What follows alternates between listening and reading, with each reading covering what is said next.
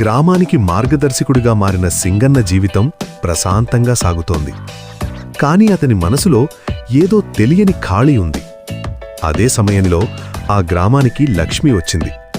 చదువుకున్న అమ్మాయి, సాదాసీదా రూపం, కాని ఆలోచనల్లో గట్టి ధైర్యం. గ్రామ పాఠశాలలో పిల్లలకు పాఠాలు చెబుతున్న లక్ష్మిని చూసిన క్షణమే సింగన్న మనసులో ఏదో మారింది. గ్రామం కోసం బాధ్యతగా మాట్లాడే సింగన్నను చూసి లక్ష్మి మనసులో గౌరవం నెమ్మదిగా ప్రేమగా మారింది. గ్రామ సమస్యలపై మాటలు, ఆ మాటల మధ్యే దగ్గరవుతున్న రెండు హృదయాలు. చెప్పని మాటలు, చెప్పిన చూపులు, నిశ్శబ్దంగానే ప్రేమ పుట్టింది. కాని ప్రేమదారిలో అడ్డంకి వచ్చింది. లక్ష్మి మేనమామ ఈ ప్రేమకు వ్యతిరేకంగా నిలబడ్డాడు. ఆ మాటలు సింగన్నను బాధించాయి, కాని అతని సంకల్పాన్ని మాత్రం బలహీనపరచలేకపోయాయి. అమ్మ ఎల్లమ్మ దగ్గర తన మనసు విప్పి చెప్పాడు. అమ్మ మౌనంగా అతని ధైర్యానికి అండగా నిలిచింది. గ్రామ అభివృద్ధి కోసం తన ఆలోచనలను జమీందారుకు వివరించాడు.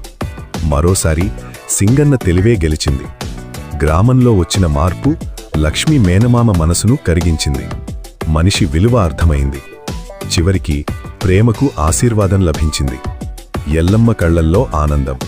సింగన్న లక్ష్మీ జీవితంలో కొత్త ఆరంభం.